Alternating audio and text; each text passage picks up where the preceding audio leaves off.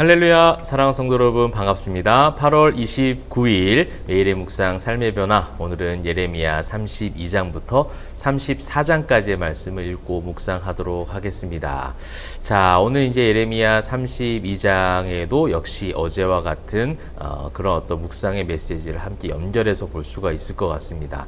어제 말씀을 드렸던 29장의 메시지처럼 그렇게 바벨론 땅에 이제 바벨론에게 침략을 당해서 모든 것이 다 무너지고 멸망한다라는 그런 심판의 메시지를 전하고 있는 예레미야.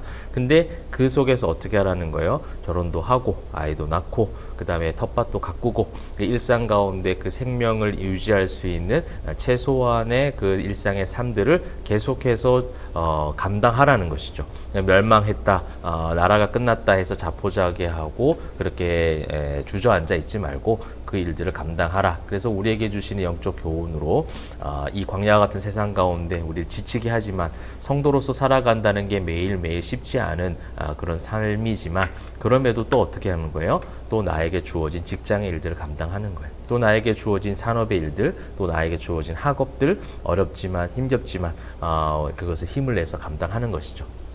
우리 사랑하는 포에마교회 성도님들, 이제 주일 이후에 우리가 함께 모여서 행복한 예배를 이렇게 드렸다가 일상 가운데 지금 보내고 계실 텐데 그 일상의 삶들이 때로는 무겁고 또 수고가 필요한 일들이 있겠지만 그 속에서 예수 그리스도께 모든 것을 다 맡겨드리는 믿음을 한번 확인해 보시는 시간도 가져보시고 또 그렇게 맡겨드렸을 때 주시는 참된 세상이 줄 수도 알 수도 없는 평안함 가운데 승리하시면 좋겠습니다. 우리 포에마교회 성도님도 화이팅입니다. 또 영상을 시청하는 성도님들 역시도 각자의 삶 가운데 하나님께서 주시는 주 안에서의 평안함을 누리시기를 축복합니다. 32장에는요, 이제 그 예레미야가 시드기야 왕에 계속해서 그 멸망을 선포하고 있어요. 성경에 보시면 3절에서 5절이라고 표현되어 있는 굉장히 긴 부분을 보시게 되면 한마디로 바벨론 왕에 넘겨진 바 되어져서 바벨론에게 승리하지 못할 거야, 망할 거야 라는 거예요. 근데 그 망할 거야 라는 이야기를 한 이후에 바로 6절부터 나오는 내용은 무엇이냐면 아나돗에 있는 밭을 사라는 거예요. 자, 7절에 보시게 되면 보라, 네 숙부 살룸의 아들 하나멜이 네게 와서 말하기를 너는 아나돗에 있는 내 밭을 사라, 이 기업 물을 권리가 내게 있느니라. 여러분, 이제 이 뭐 숙부 이런 사람들의 생각은 어떻겠어요? 나라가 멸망하는데 뭐 성경에 다 나와 있진 않지만 나라가 멸망하는데 땅이 무슨 소용이 있느냐. 근데 이제 29장에 어떻게 말씀을 하셨습니까? 밭을 가꾸라고 했잖아요. 그 땅 가운데 살으라고 했잖아요. 그 땅 가운데 그것을 보존할 하나님께서 그 백성들에게 주신 또 책무가 있는 거예요. 근데 이제 이것이 소용없다고 생각했을지 모르겠습니다. 그래서 약간 사기를 치듯 예레미야에게 그 밭을 사라는 거예요. 근데 하나님께서 사게 하시는 거예요. 역설적 고백 아닙니까? 바벨론에 의해서 땅이 멸망하고 이제 바벨론에 점령을 당하면 이제 내 땅을 소유하고 있는 건 무슨 의미가 있느냐라고 생각할 수 있어요. 이 죄악에 대한 심판, 하나님께서 결국 주님이 다시 오시는 그날을 준비하고 계시고 예수님께서 이 땅 가운데 다시 오시게 되면 이 세상이 멸망할 거기 때문에 이 세상 속에서의 삶은 다 허무하고 헛된 것이고 다 필요가 없어, 산속으로 들어가자 라고 하는 그런 개념이 돼버리는 것이거든요. 근데 성경은 어제도 말씀드렸듯이 그렇지 않다는 겁니다. 세상의 것이 전도사 말씀대로 헛되고 다 헛된 거예요. 근데 여러분, 헛되다라는 히브리어 단어 제가 말씀드렸잖아요. 숨을 내쉰다라는 의미를 가지고 있어요. 숨을 내셔서 그 공기가 사라지는 공기라는 거예요. 헛되죠. 없어질 것이기 때문에. 그런데 여러분, 그것이 공기가 숨을 내셔서 나오는 공기가 사라진다고 해서 숨 안 쉬실 분 계십니까? 그래도 또 숨을 쉬어야죠. 그렇죠? 또 한 번에 그 다음 숨을 쉬어야 됩니다. 세상에 헛되죠. 세상은 너무나도 죄악이 관영해 있고 그 문화가 너무나도 악하고 더욱더 지금 이 세상의 사회적으로나 모든 것이 하나님의 원하시는 방법대로 가지 않고 더욱더 무너져가는 모습도 너무 많이 보게 됩니다. 그런데 신앙이든 역설적 생각을 가져야 돼요. 그러므로 더 우리는 세상 가운데 나아가야죠. 그러므로 우리는 더 세상 속에서 빛과 소금이 되어야죠. 계속해서 어두워져 가고 있는 세상이니까 우리가 그 빛을 빼는 것이 아니라 그 어둠 속에 빛을 밝혀야 되지 않겠습니까? 많은 죽어가는 영혼들에게 그 빛을 밝혀줘야죠. 맛을 잃어가고 있는 세상 가운데 계속해서 맛을 낼 수 있는 소금이 되어져서 말씀을 들고 나아가야 되지 않겠습니까? 땅이 다 사라지고 멸망할 것이다. 그런데 너는 밭을 사라는 거예요. 이거 어떻게 이런 어떤 성경에서 주시는 상징적 고백이 또 어떻게 우리에게 주신 영적 메시지가 있다라는 것을 한번 32장을 통해서 보게 됩니다. 그런 어떤 하나님께서 밭을 사라. 왜냐하면 돌아올 것이다 라는 것이죠. 그래서 44절에 나오고 있죠. 43절에 밭을 사라 해놓고 44절에 내가 그들의 포로를 돌아오게 함이니라. 돌아오게 될 거라는 거예요. 그 증서를 가지고 봉인하고 뭐예요? 그 밭을 산 그 증서, 그 언약을 다시 맺는다는 거예요. 이 땅을 하나님이 소유하셔서 보존하시겠다라는 그런 영적 메시지를 주고 계시는 겁니다. 하나님께서 교회와 성도들을 보존하시겠다 약속하셨어요. 그러므로 우리는 또 한 번 이 일상 가운데, 세상 가운데 또 나아갈 수 있는 힘을 가지고 나아가야겠죠. 그래서 33장에 엄청난 은혜로운 그 메시지들을 다 쏟아내고 있는 건 33장이에요. 근데 이 33장에 은혜로운 소망의 메시지가 쏟아지고 있을 때 예레미야의 상황을 한번 보실까요? 1절 예레미야가 아직 시위대 뜰에 갇혀 있을 때에, 여러분 바울도 그랬고 옥중서신이 있잖아요. 여러분 이렇게 갇혀 있을 때에, 세상의 수많은 공격 속에 또 사방으로 우겨쌈 당하는 상황 가운데 갇혀 있을 때에, 그 질그릇처럼 느껴지는 상황 가운데 있을 때에 그 보배가 발견되어지는 거예요. 질그릇 속에 있는 보배가 발견이 되어지는 것이죠. 아무 소망이 없고 아무것도 보이지 않을 때 한 줄기의 빛으로 오신 예수 그리스도가 그때 보이기 시작하는 거예요. 이러한 제가 드리는 권면이 그것이 그렇게 마음속에 와닿지 않을 만큼 고통스러운 가운데, 어려운 가운데 계시는 성도님들도 계실지 모르겠습니다. 여러분들에게 어떻게 마음을 가져라 라고 말씀을 드리는 것이 아니라, 그러한 상황 가운데 하나님이 그렇게 하신다라는 하나님을 전해드리는 겁니다. 여러분들에게 숙제를 드리는 것이 아니에요. 여러분 아무 힘이 나지 않으면 아무 힘을 내지 않으셔도 됩니다. 여러분 기도할 힘이 없고 일어날 힘이 없고 또 어떻게 다시 한번 힘을 내야 될 마음의 용기가 없을 때는 아무것도 하지 않으셔도 됩니다.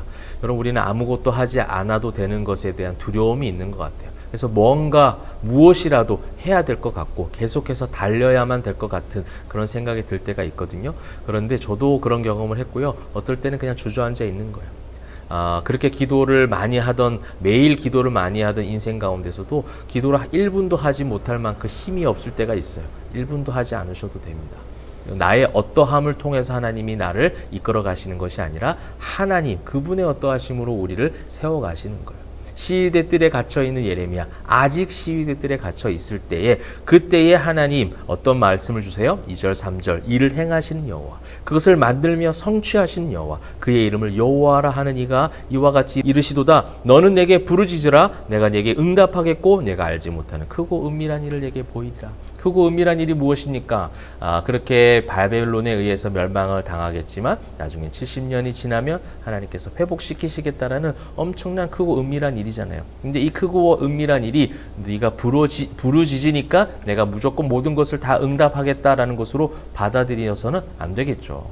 그 하나님의 계획하심, 그 하나님의 존재, 그 하나님의 속성은 변함이 없어요. 그러니 나는 그냥 하나님 앞에 나아가는 것이, 부르짖는다는 것은 꼭 여러분 통성 기도해라, 하나님 앞에 열심히 기도의 시간을 채워라라는 여러분들을 향해 주시는 미션이 아니라, 그 시위대 뜰에 갇혀 있지만 할 수 있는 것이 뭐밖에 없어요. 하나님 앞에 부르짖는 것밖에 없었다라는 것을 표현하는 거예요. 아무것도 할 수 없는 거예요. 아무것도 할 수 없어도 크고 은밀한 일들을 하나님은 지금 계획하고 계시고 일을 행하시고 성취하고 계신다라는 사실을 믿으라는 것이죠. 사랑하는 성도 여러분, 이 사실을 믿고 나아갈 때 여러분의 삶 가운데 평안함이 있고 영적인 풍성함이 생겨나고요. 오늘 여기 나와 있는 33장 그 이후에 어떠한 회복의 메시지가 있는지 여러분 천천히 하나씩 읽어보십시오. 여러분의 입술 가운데, 여러분의 삶 가운데, 여러분의 교회와 가정 가운데 이러한 축복과 은혜가, 또 이런 회복이 있기를 주님의 이름으로 축복합니다. 그래서 33장 그렇게 여러분 읽으시고요. 34장에는 시드기야 왕에 대한 경고의 메시지가 나오고 있죠. 4절에 보시게 되면 그 예레미야가 이제 시드기야 왕에게 그런 멸망이 있을 것이다 라고 말합니다. 그러나 유다의 시드기야 왕이여, 여호와의 말씀을 들으라. 여호와께서 네게 대하여 이와 같이 말씀하시니라. 네가 칼에 죽지 아니하고 평안히 죽을 것이며, 사람이 너보다 먼저 있은 네 조상들 곧 선왕들에게 분향하던 것 같이 네게 분향하며 너를 위하여 애통하기를 슬프다. 주여 하리니 이는 내가 말하였음이라. 여호와의 말씀이니라. 시드기야의 마지막에 대해서 어찌할 수 없는 불가항력적 멸망을 지금 이야기하는 거예요. 근데 그럼에도 계속해서 이 말씀하는 것이죠. 예레미야는 선지자로서 이야기하는 거예요. 하나님께 돌아오라, 돌아오라, 말씀 앞으로 돌아오라, 그렇게 메시지를 주고 있는 것입니다. 예레미야 말씀을 통해서 오늘날 이 교회들과 우리들에게 계속해서 주시는 하나님의 말씀, 이 돌아오기를 원하시는 하나님의 마음 가운데 돌아가는 저와 여러분 되시기를 바랍니다. 오늘 또 일상 가운데 보내는 이 모든 날 가운데 여러분들 그 역설적 신앙인의 삶을 꼭 살아가시길 바랍니다. 예레미야처럼 땅이 다 멸망하는데 밭을 사잖아요. 밭을 사게 하시잖아요. 그렇죠? 여러분의 일상 가운데 나아가서 여러분 삶을 살아내십시오. 헛되다 하지 마시고요. 그건 염세주의 헛됨이 아니에요. 그 사라질 것에 대해서 집착하지 말고, 또 여러분을 공격하고 여러분을 영원히 무너뜨릴 것 같은 그 세상의 권세 앞에서 그렇게 벌벌 떠시지 마십시오. 그것이 다 사라진다라는 거예요. 그러니 그것에 대한 지나친 두려움도 가지지 마시고 넉넉히 하나님의 자녀로서 이 모든 영적 싸움들을 잘 감당해 가시고 임하시는 하나님 말씀을 통해서 참된 기쁨과 평안과 그런 감사가 회복되어지시고 그 회복되어져서 넘쳐나시기를 주님의 이름으로 축복합니다. 기도하겠습니다.